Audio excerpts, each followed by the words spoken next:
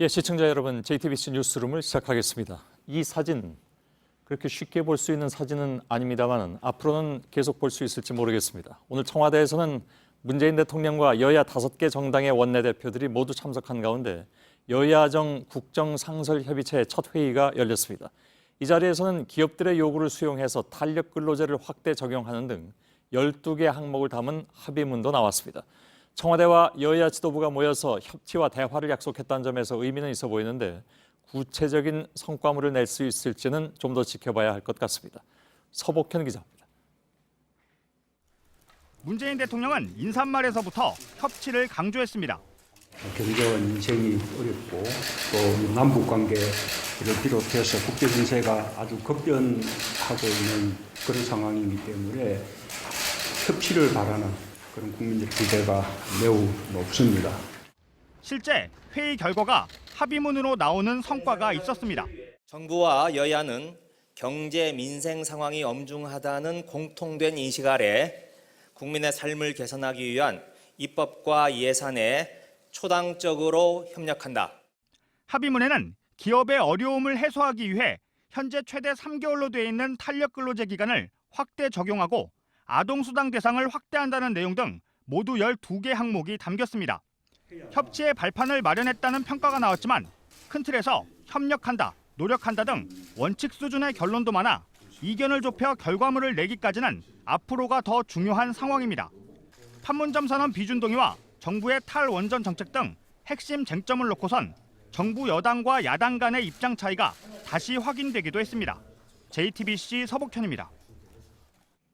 예, 최근에 야당이 청와대에 여러 가지 문제를 놓고 각을 세워왔기 때문에 여야정 회의가 과연 열릴 수 있겠느냐는 우려도 있었습니다. 그러나 오늘 회의에서는 서로 간에 덕담이 오가고 웃음소리도 이어졌습니다. 이어서 박유미 기자의 보도입니다.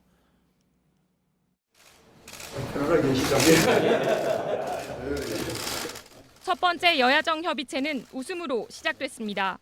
당초 100분으로 예정됐지만 2시간 40분으로 늘어났습니다. 청와대는 오찬 메뉴로 탕평채를 내놨는데 영조의 탕평책에서 유래한 음식으로 조화와 화합의 의미라고 설명했습니다. 실제 참석자들은 오늘 만남을 대체로 긍정적으로 평가했습니다.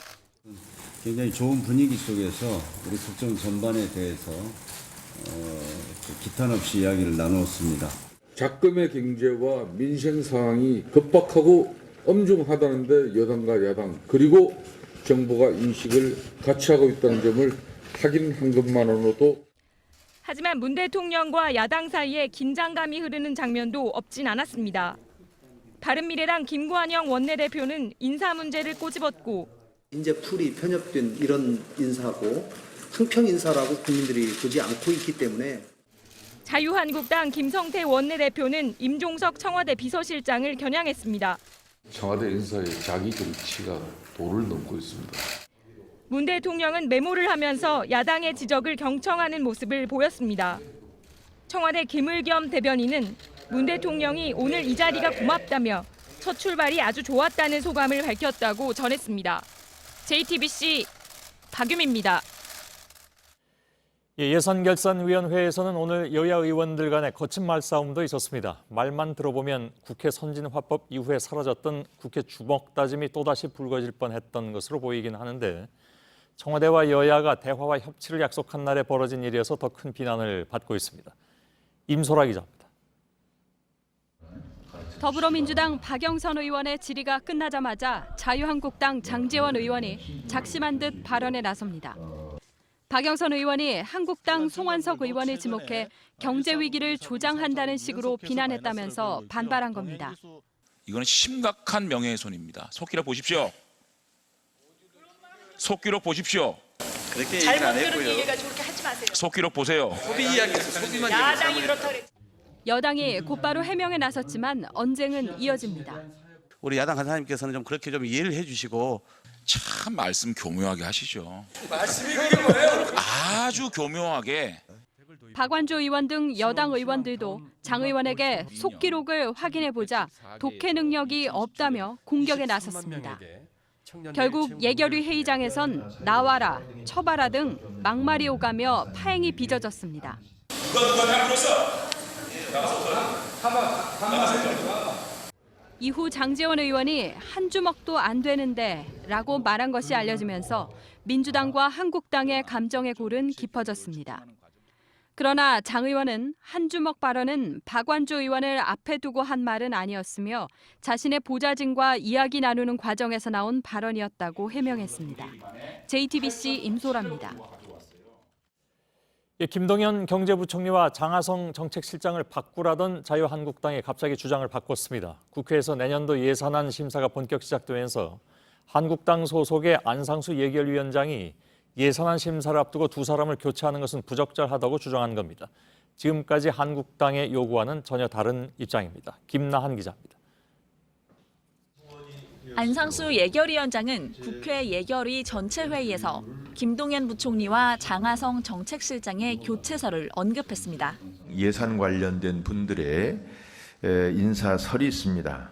국회와 정부 또 여야 간 협의를 심도 있게 해야 되는데 그 한 축이 인사설에 휘말리는 등 라디오 프로그램에서도 같은 주장을 했습니다. 1년 살림을 결정하는 이 시점에 수장을 바꿔놓는다? 그것은 말이 안 되죠.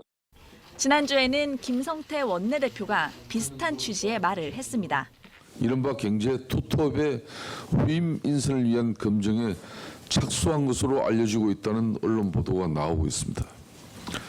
경제가 이미 망가질 대로 망가진 마당에 후임자가 온다 한들 하지만 한국당은 최근까지도 두 사람의 교체를 요구해왔습니다.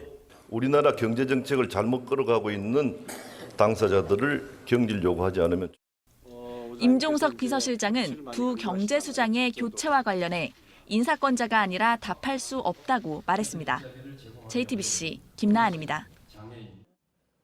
음주운전 사고에 대한 처벌을 크게 강화하는 윤창호법이 이번 정기국회에서 처리될 것으로 보입니다. 오늘 문희상 국회의장과 여야 5당 대표가 법안 처리에 합의했는데 지난주에 이용주 의원의 음주운전이 알려지면서 국회가 그냥 넘어갈 수 없게 된 측면도 큽니다. 이선화 기자의 보도입니다. 오늘 윤창호 씨 친구들이 자유한국당과 바른미래당을 차례로 찾아 윤창호법의 빠른 통과를 요청했습니다.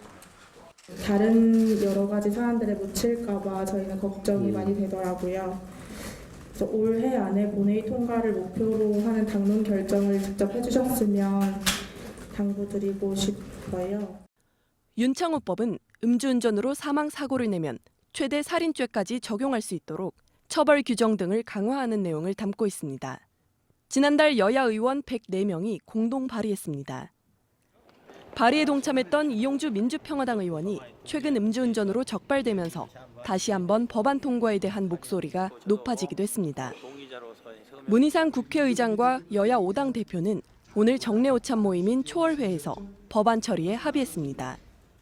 윤창호법을 비롯한 여야의 큰 관련이 크게 없는 민생 법안에 우리가 만장일치로 이번에 정기국회에 입법을 하자라는 데 이해 없으시죠? 네, 그럼 그걸 하나 완전히 합의를 했었네. 다만 여야 5당 대표들은 판문점 선언 비중과 특별재판부 설치 등 쟁점 사안에 대해서는 입장 차이만 확인하는 데 그쳤습니다. JTBC 이선화입니다.